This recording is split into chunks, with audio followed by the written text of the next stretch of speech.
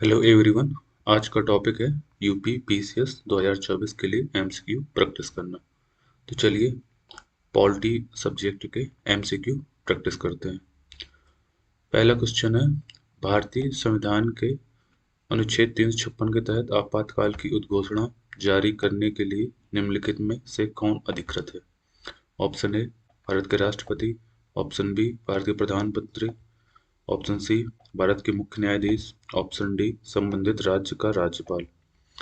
तो भारत जो अनुच्छेद 356 है उसके तहत जो आपातकाल जारी करता है, आपातकाल की घोषणा करता है, वो भारत के राष्ट्रपति करते हैं।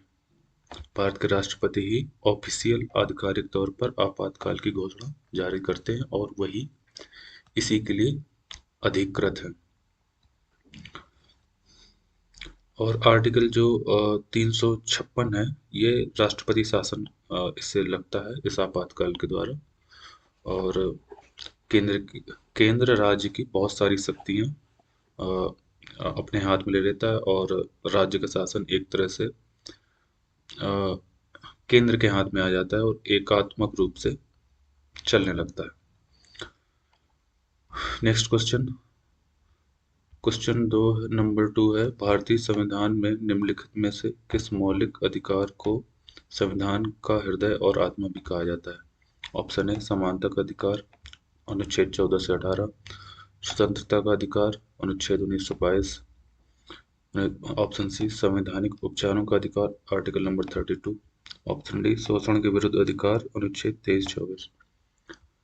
तो भारतीय संविधान की का हृदय और आत्मा एक अनुच्छेद है, उसका नाम है आर्टिकल नंबर 32, संवैधानिक उपचारों का अधिकार, आर्टिकल नंबर 32।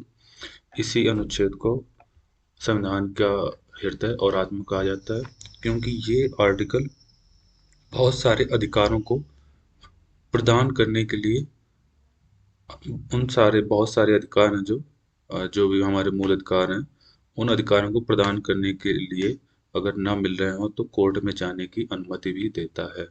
तो ये अधिकार जो है उन अधिकारों का रक्षक है।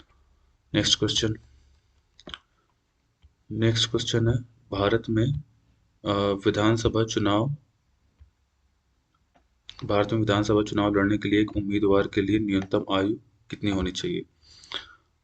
21 वर्ष, ऑप्शन ए 21 वर्ष, ऑप्शन बी 25 वर्ष, ऑप्शन सी 30 वर्ष, ऑप्शन डी 35 वर्ष। तो विधानसभा का चुनाव लड़ना है तो कैंडिडेट की न्यूनतम आयु 25 वर्ष होनी चाहिए। तो विधानसभा के चुनाव के लिए कैंडिडेट की न्यूनतम आयु 25 वर्ष होना चाहिए। ऑप्शन नंबर बी इसका करेक्ट आंसर। नेक्स्ट क्वेश्चन, अगला क्वेश्चन है, भारतीय संविधान की प्रस्तावना का मुख्य उद्देश्य निम्नलिखित में से किस उद्देश्य को पूरा करना है? ऑप्शन ए समाजवादी समाज की स्थापना करना, एक धर्मनिरपेक्ष राज्य की स्थापना करना, सामाजिक आर्थिक और राजनीतिक न्याय सुरक्षित करना, एक कल्याणकारी राज्य को सुरक्षित करना। वास्तव में अगर देखा जाए तो इसमें जो ऑप्शन सी है, सामाजिक आर्थिक और राजनीतिक न्याय, अगर ये पूरा होता है तो लगभग सारी चीजें पूरी हो जाएंगी। सामाजिक न्याय, आर्थिक न्याय और राजनीतिक न्याय। अगर अब जैसे मान लीजिए इसमें पहला समाजवादी न्याय, समाजवादी समाज है, तो इसमें समाजवाद तो जैसे समाजवाद की प्रॉपर्टी होती है कि समता मूलक समाज, लेकिन वो किस स्तर तक है? समाजवाद मतलब समता मूलक समाज, वो किस स्तर तक है? अगर वो ये तीनों स्तर उसमें शामिल नहीं है, सामाजिक आर्थिक राजनीतिक न्याय, उस स्तर तक इक्वलिटी नहीं है, तो वो समाजवाद ज़्यादा फायदेमंद नहीं है। ऐसे धर्मनिरपेक्ष राज्य, अगर धर्मनिरपेक्ष राज्य है भी लेकिन वो लोगों को ध्यान नहीं देता, तो भी भारतीय संविधान की प्रस्तावना के अकॉर्डिंग मतलब वो मुख्य उद्देश्य पूरा नहीं करेगा। ऐसे कल्याणकारी राज्य, मतलब राज्य लोगों को कल्याण कर रहा है लेकिन उनको बहुत सारे अधिकार नहीं दे रहा है जो सामाजिक आर्थिक राजनीतिक न्याय के अंतर्गत आते हैं। एक्चुअली जितने भी अधिकार हैं हमारे मूल अधिकार, जो वो सारे हमारे ये तीनों कैटेगरी के अंदर ही आते हैं, सामाजिक आर्थिक और राजनीतिक न्याय। कुछ मतलब अधिकार हैं जो कि व्यक्ति के पर्सनल डेवलपमेंट के लिए भी जरूरी होते हैं, तो वो मतलब व्यक्तिगत अधिकार भी शामिल हैं, लेकिन बहुत सारे अधिकार अगर समाज में रहना है तो सामाजिक, आर्थिक और राजनीतिक न्याय को वो पूरा करते हैं, जो हमारे मूल अधिकार हैं। और इसी से व्यक्ति का डेवलपमेंट होता है, सर्वांगीण विकास होता है। तो इसका करेक्ट आंसर है ऑप्शन सी। नेक्स्ट क्वेश्चन, भारतीय संविधान राज्य में राज्य के निजी निदेशक सिद्धांतों की अवधारणा किस संविधान से ली गई है? क्वेश्चन ये है कि भारतीय संविधान में राज्य के नीति निर्देशक सिद्धांतों की अवधारणा किस संविधान से ली गई है?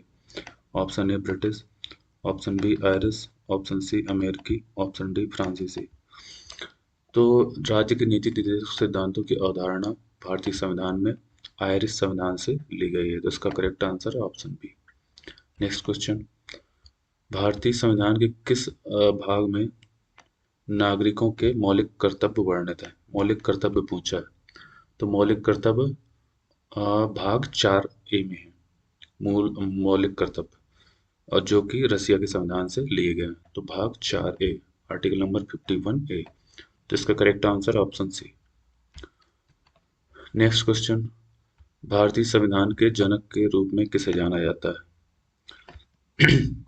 Option A doctor B R Ambedkar, option B Jawaharlal Nehru, option C Mahatma Gandhi, option D Sardar Vallabh Bhai Patel. तो भारतीय संविधान के जनक के रूप में डॉक्टर बी आर अम्बेडकर को जाना जाता है, क्योंकि संविधान निर्माण में doctor B R Ambedkar ji की भूमिका बहुत ज़्यादा थी। ये एक लॉयर भी थे, और एक तरह से इन्हें संविधान निर्माता भी बोला जाता है, क्योंकि सभी देशों के संविधान के अच्छे अच्छे गुणों को समाहित करने में, उसका प्रारूप डिजाइन करने में, हाँ, और एक बहुत अच्छे तर्कवादी व्यक्ति के रूप में डॉक्टर बी आर अम्बेडकर को जाना जाता है, जिसकी वजह से एक इतना अच्छा संविधान बन पाया। नेक्स्ट क्वेश्चन, भारतीय संविधान का कौन सा अनुच्छेद किसी राज्य के राज्यपाल की नियुक्ति और कार्यकाल से संबंधित है? Option A article 153, option B article 155, option C article 160, option D article 165। तो राज्यपाल के नियुक्ति और कार्यकाल से संबंधित आर्टिकल है आर्टिकल नंबर 155। याद कर लीजिए, आर्टिकल नंबर 155 राज्यपाल की नियुक्ति और कार्यकाल से संबंधित है, तो इसका करेक्ट आंसर हो गया ऑप्शन बी। नेक्स्ट क्वेश्चन, में से कौन निम्नलिखित में से कौन भारत के राष्ट्रपति के खिलाफ महाभियोग की कार्रवाई शुरू कर सकता है? राष्ट्रपति को हटाने के लिए जो प्रक्रिया अपनाई जाती है उसे महाभियोग, इम्पीचमेंट के नाम से भी जाना जाता है। तो ऑप्शन है A Lok Sabha, option B Rajya Sabha, option C संसद का कोई भी सदन, ऑप्शन डी संसद के दोनों सदनों की संयुक्त बैठक। तो भारत के राष्ट्रपति के खिलाफ अगर महाभियोग शुरू करना है तो ये काम संसद का कोई भी सदन कर सकता है। संसद का कोई भी सदन महाभियोग की कार्रवाई शुरू कर सकता है। इसका करेक्ट आंसर है ऑप्शन सी, क्योंकि लोकसभा लोगों का प्रतिनिधित्व करती है और राज्यसभा राज्यों का प्रतिनिधित्व करती है, और भारत का राष्ट्रपति लोकसभा और राज्यसभा,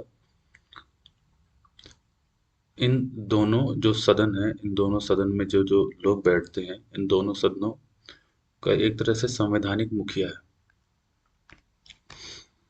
तो नेक्स्ट क्वेश्चन देखते हैं। तो महाभियोग की कार्रवाई संसद का कोई भी सदन शुरू कर सकता है, और भारत का राष्ट्रपति राज्यसभा के लिए भी मतलब राष्ट्रपति है, और लोकसभा के लिए भी राष्ट्रपति है, मतलब पूरे देश के लिए वो राष्ट्रपति ही है। लेकिन इम्पीचमेंट की प्रक्रिया है तो दोनों सदनों से स्टार्ट की जा सकती है। नेक्स्ट क्वेश्चन, भारतीय संविधान का 73वां संविधान संशोधन निम्नलिखित में से किससे संबंधित है? नंबर 1 पंचायती राज संस्थाएं, ऑप्शन बी शहरी स्थानीय निकाय, ऑप्शन सी सहकारी समितियां, ऑप्शन डी न्यायपालिका। तो जो 73वां संविधान संशोधन है हमारे संविधान का, वो पंचायती राज संस्थाओं को लाने के लिए किया गया था, और 1992 में। तो 73वां संविधान संशोधन पंचायती राज संस्थाओं से संबंधित है, तो इसका करेक्ट आंसर हो गया ऑप्शन ए। अब चलिए देखते हैं, यहाँ पर सारे जो अभी एमसीक्यू किए हैं उनके आंसर दिए हैं, आप पॉज कर पढ़ सकते हैं। और उनका एक्सप्लेनेशन भी दिया है, स्पष्टीकरण भी दिया है। ऐसे इस पेज में भी यहाँ पर एक्सप्लेनेशन के साथ आंसर भी दिए हैं, तो आप लोग पढ़ सकते हैं। थैंक यू सो मच, फिर मिलते हैं।